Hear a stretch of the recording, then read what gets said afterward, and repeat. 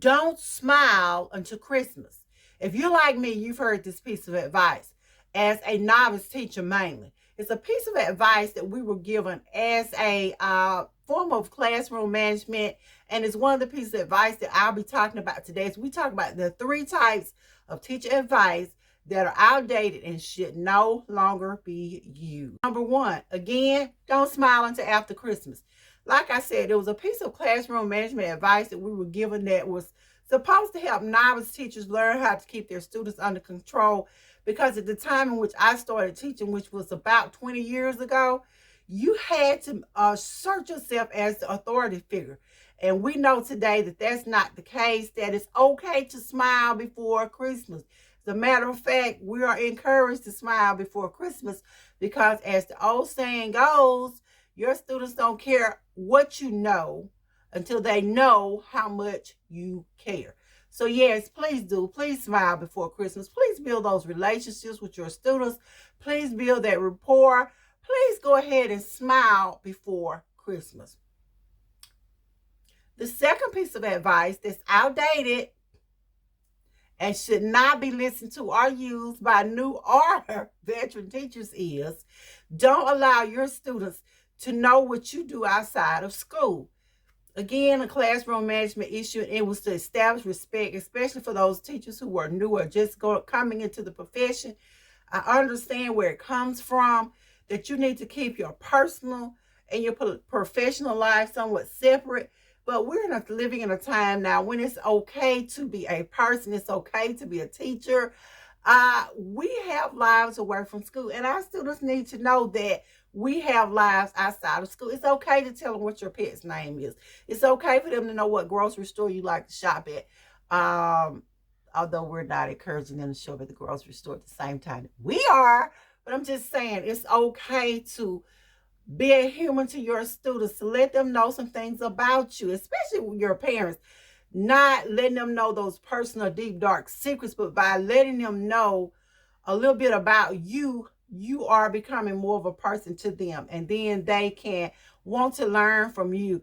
Statistics have shown that people act better when they deal with other people. So even when you're talking about social media, people buy from people. They don't just buy from pictures, or they don't buy from companies or figureheads. They need to know that there's a real person behind a brand, and our students need to know there's a real person behind that desk. The third piece of advice that's really outdated and you should listen to, but you probably were told anyway, is to make sure that you don't get too close to your students, that you don't let them in, that you don't go beyond a certain boundary, that you draw the line.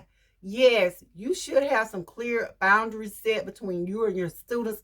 But again, this sort of ties into number 2. You want your students to know that you do love them, that you do care. And I promise you, if you'll show up for those kids' games, if you'll show up at that basketball game, if you'll show up at that football game, if you'll be one of their cheerleaders, if you'll show an interest in the things they're doing, they will work so much harder for you because they know you care. And so they're willing to do a little more.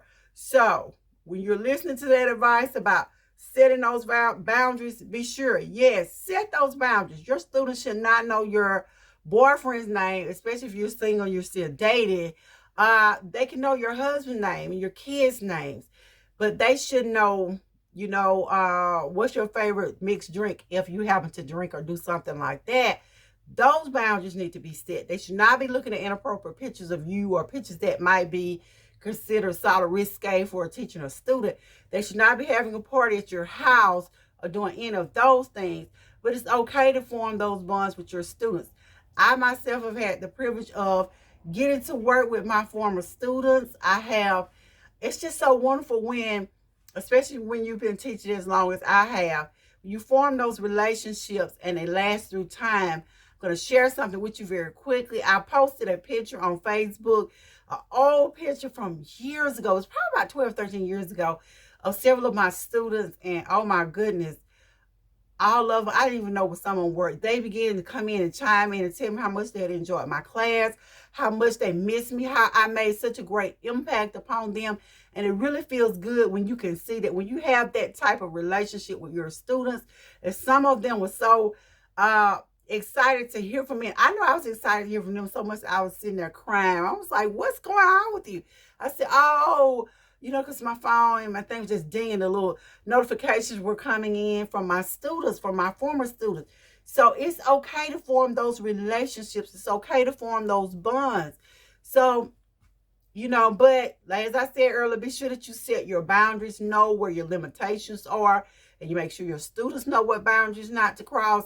Like calling you by your name instead of Miss Smith, they're calling you, hey, Nancy or something. You know, you have to cut that. But be sure they know that you care. Be sure that you know they know that you love them. So this was the Wonder Shields with 2Q Classrooms, talking about outdated advice that you should not be listening to as a novice teacher, as a veteran teacher, as any teacher in your classroom. And again, be sure to like, to subscribe, give this video a thumbs up. That way I can keep making you more and more videos to help you with your classroom management, to help you grow as an educator. Again, see you in the next video.